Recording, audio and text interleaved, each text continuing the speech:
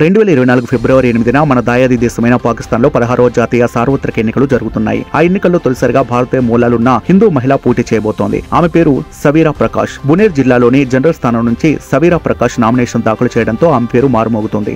Pakistan peoples party తరఫున అధికారికంగా nomination పత్రాలను సమర్పించారు సవీరా ప్రకాష్. సవీరా ప్రకాష్ తండ్రి ఓం ప్రకాష్ వృత్తిరీత్యా వైద్యుడిగా పనిచేస్తున్నారు. ఇటీవలే వైద్యుడిగా పదవీ విరమణ చేసిన ఆయన గత 35 ఏళ్లుగా పాకిస్తాన్ పీపుల్స్ పార్టీ అనుబంధ సంస్థలతో కలిసి పనిచేస్తున్న ప్రత్యక్ష రాజకీయాల్లో ఎప్పుడూ పోటీ చేయలేదు.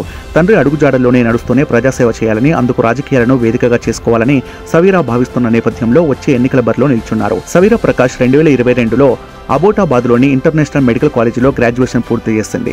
ప్రస్తుతం ఆమె బునర్ జిల్లా పీపీపీ మహిళా విభాగం ప్రధాన కార్యదర్శిగా చురుగ్గా పనిచేస్తున్నారు.